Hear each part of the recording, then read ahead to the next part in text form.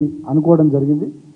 So రాబోయే రోజుల్లో ఆ దిశగా కార్యాచరణ కూడా తీసుకుంటామని చెప్పి అందరం కూడా అనుకున్నాం. సో దానికి సంబంధించి పెద్దల దిశానిర్దేశం కూడా చేయడం జరిగింది. భవిష్యత్తులో కార్యక్రమాలను కూడా ఆ ప్రాంతంలో వేగవంతం చేసి ప్రజల్లోకి పోవాలని చెప్పి కూడా నిర్ణయం తీసుకోవడం జరిగింది. ముఖ్యంగా ఆ పార్లమెంటు నియోజకవర్గం పరిధిలో చాలా కార్యక్రమాలు గడిచిన 10 సంవత్సరాల్లో కేసీఆర్ గారి నాయకత్వంలో గతంలో మా ప్రభుత్వం హయాంలో మా ముఖ్యమంత్రి వారి హయాంలో జరిగినాయి.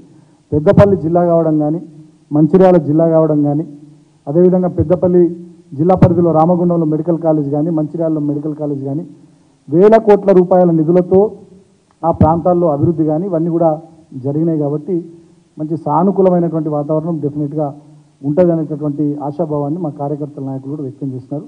సో మొన్నటి జరిగినటువంటి అసెంబ్లీ ఎన్నికల్లో మనం ఆ పార్లమెంటు నియోజకవర్గం పరిధిలో 7 అసెంబ్లీ స్థానాలు కోల్పోయినప్పటికీ కూడా రాబోయే రోజుల్లో మొక్కవని ధైర్యంతో పనిచేద్దాం. మేము ఓడిపోయిన శాసనసభ్యులం అందరం కూడా అందుబాటులో ఉంటాం, గట్టిగా పనిచేద్దాం, అందరం కూడా కష్టపడదాం. మళ్ళీ మనం ఆ పార్లమెంట్ స్థానాన్ని మళ్ళొకసారి గెలుచుకునేటట్టుగా పనిచేసుకుందామని చెప్పి మేము కూడా అందరం మాజీ శాసనసభ్యులం అనుకోవడం జరిగింది. సో మా వైపు కూడా కేటీఆర్ గారి ప్రోగ్రామ్స్, అదేవిధంగా హరీష్ గారి ప్రోగ్రామ్స్, ఇతర సీనియర్ నాయకుల ప్రోగ్రాంలు కూడా అటువైపు పెట్టుకోవాలని చెప్పి అనుకున్నాం.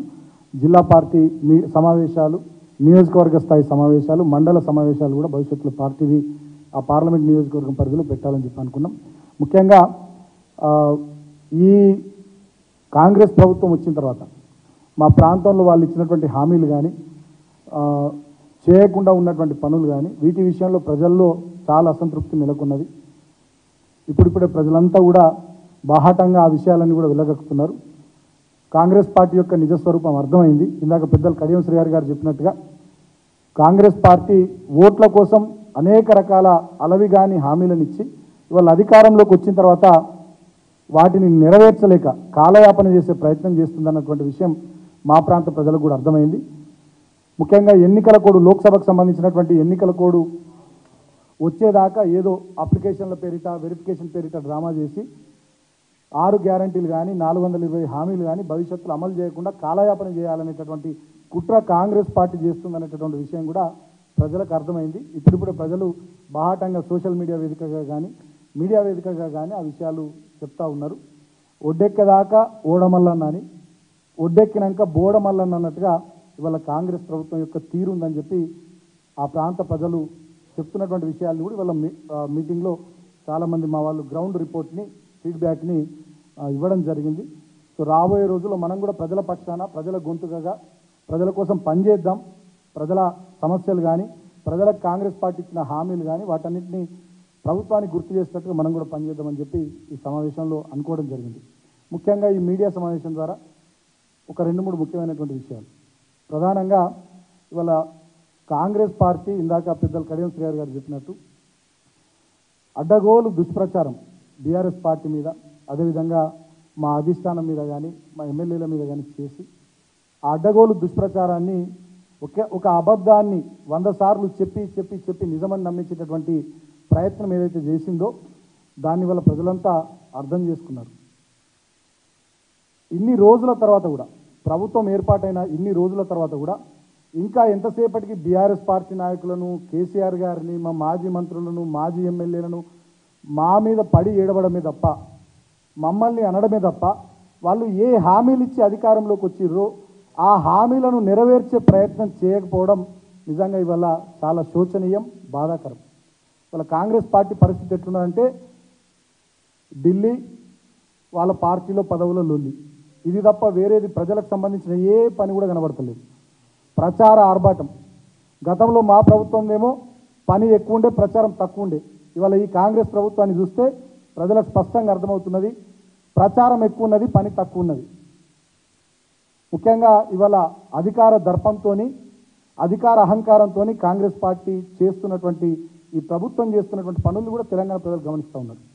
మొన్నటికి మొన్న మా సురేష్ మీద తుంగతుర్తి నియోజకవర్గంలో జరిగినటువంటి దాడి, అదేవిధంగా ఆటో డ్రైవర్ల పొట్టగొడుతూ వీళ్ళు తీసుకున్నటువంటి కొన్ని నిర్ణయాల వల్ల ఇవాళ సతీష్ గౌడ్ లాంటి ఆటో డ్రైవరు చనిపోవడం కానీ, ముఖ్యంగా మా ప్రాంతంలోనైతే ఇవాళ మీటింగ్లో కూడా చాలామంది చెప్పినారు, మహాముత్తారంలో మంతని అసెంబ్లీ నియోజకవర్గంలో మహాముత్తారం మండలంలో ఒక 3 బీఆర్ఎస్ పార్టీ నాయకుల మీద రౌడీ షీట్లు ఓపెన్ చేయడం కానీ, అదేవిధంగా చెన్నూరు అసెంబ్లీ నియోజకవర్గంలో మందమరి పట్టణంలో సింగరేణి క్వార్టర్స్లో ఉంటున్నటువంటి బీఆర్ఎస్ నాయకులు మొన్న ఎన్నికల్లో పనిచేసినటువంటి వాళ్ళకి సంబంధించిన 21 క్వార్టర్లకు నోటీసులు ఇచ్చి కరెంటు కట్ చేసి మంచినీళ్ళు సప్లై బంద్ చేసి ఆ క్వార్టర్లను ఖాళీ చేపించేటటువంటి ప్రయత్నం.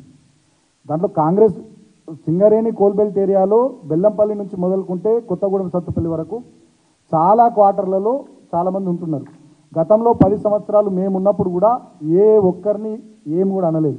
అనకపోగా ఇన్ఫ్యాక్ట్ మందమరి సభలో మేము ఎవరైతే క్వార్టర్లలో ఉంటున్నారో కార్మికులు కానీ రిటైర్డ్ కార్మికులు కానీ ఇతరులు కానీ వాళ్ళకు క్వార్టర్లు ఇప్పిస్తామని చెప్పి కూడా మేము చెప్పినటువంటి సందర్భాన్ని నేను గుర్తు చేస్తూ ఉన్నా. అయినా కూడా ఇవాళ కేవలం కక్ష కట్టినట్టుగా ఉద్దేశపూర్వకంగా బీఆర్ఎస్ పార్టీ నాయకుల క్వార్టర్ల విషయంలో ఇవాళ నోటీసులు ఇప్పించి అక్కడ కక్ష సాధింపు చర్యలు. అదేవిధంగా రామగుండంలో మొన్న కౌంటింగ్ తర్వాత కూడా 2-3 బీఆర్ఎస్ పార్టీ నాయకుల ఇళ్ల మీద దాడులు. అదేవిధంగా మంచిర్యాల అసెంబ్లీ నియోజకవర్గంలో కూడా అక్కడ కాంగ్రెస్ పార్టీ వాళ్ళు మా కౌన్సిలర్ ఇంటి మీద దాడి, అదేవిధంగా 3-4 ఇళ్ల మీద దాడి. ఇక కొంతమంది అయితే ఈ కాంపౌండ్ వాల్స్ ఉంటే బుల్డోజర్లతో ఆ కాంపౌండ్ వాల్స్ కూలగొట్టడం, ఇది ప్రభుత్వ భూమి అనే పేరు మీద. అంటే ఏదో రకంగా భయభ్రాంతులకు గురి చేసేటటువంటి సంఘటనలు రాష్ట్ర వ్యాప్తంగా చేస్తూ ఉన్నారు. మా ప్రాంతంలో కూడా జరుగుతూ ఉన్నాయి. ఆ విషయాలన్నీ కూడా ఇవాళ మీటింగ్లో చర్చకు వచ్చినాయి. డెఫినెట్గా కాంగ్రెస్ పార్టీ ప్రభుత్వము ప్రజల కోసము పనులు చేయడం పక్కన పెట్టి కక్ష సాధింపు చర్యలకు పాల్పడితే డెఫినెట్గా వాటిని సమర్థవంతంగా ఎదుర్కోవాలని చెప్పి ఇవాళ నిర్ణయం తీసుకున్నాం. ఇవాళ మా నాయకులందరూ కూడా చాలా సీరియస్గా చెప్పినారు. అవసరమైతే సందర్భం వస్తే వాళ్ళు ఇట్లనే కేసులు పెట్టి రౌడీ షీట్లు ఓపెన్ చేసి దాడులు చేసి ఈ రకమైనటువంటి భయభ్రాంతులకు గురి చేసే ప్రయత్నాలు చేస్తే 39 మంది ఎమ్మెల్యేలం, 32 మంది ఎమ్మెల్సీలం, ఎంపీలం, సీనియర్ నాయకులం అందరం కూడా బస్సులు వేసుకొని మీ దగ్గరికి వస్తాం, అండగా ఉంటామని చెప్పి కూడా మాజీ మంత్రి హరీష్ రావు గారు కూడా చెప్పడం జరిగింది. సో ఇట్లా కాంగ్రెస్ పార్టీ ఇచ్చినటువంటి హామీల అమలు మీద శ్రద్ధ పెట్టాల్సింది పోయి కక్ష సాధింపు చర్యలకు పాల్పడుతున్నటువంటి తీరును కూడా రాష్ట్ర ప్రజలు గమనిస్తూ ఉన్నారు. ఇవాళ రైతు బంధు పైసలు గతంలో మా ప్రభుత్వం ఉన్నప్పుడు ఇదే సమయానికి దాదాపు 5-6 ఎకరాల వాళ్ళకు రైతు బంధు పైసలు పడుతుండే. ఇవాళ ఎకరం వాళ్ళకు కూడా రైతు బంధు పైసలు పడలే. మరి 7,700 కోట్లుండే మేము దిగిపోయేటప్పుడు రైతు బంధు కోసం రెడీ పెట్టినటువంటి పైసలు, మరి ఆ రైతు బంధు పైసలు రైతుల ఖాతాల్లోకి పోకుండా మరి రాఘవ కన్స్ట్రక్షన్స్ ఖాతాలకు పోయినాయా ఏందనేది సోషల్ మీడియాలో చాలా జోకులు నడుస్తూ ఉన్నాయి. అసలు ఏం జరుగుతూ ఉంది? ఏ కాంట్రాక్ట్ సంస్థలకు ఈ రైతు బంధు కోసం పెట్టినటువంటి పైసల్ని మళ్ళిచ్చినారో ఈ కాంగ్రెస్ ప్రభుత్వం చెప్పాల్సినటువంటి అవసరం ఉంది. ఏమైనా ఆ డబ్బులు ఎందుకు రైతుల ఖాతాల్లో వేస్తలేరు అనేటటువంటిది వల్ల సోషల్ మీడియా వేదికగా విస్తృతంగా అందరూ కూడా ప్రశ్నిస్తూ ఉన్నారు. ఇందాక మీటింగ్లో కూడా ఈ విషయాలు చర్చకు వచ్చినాయి.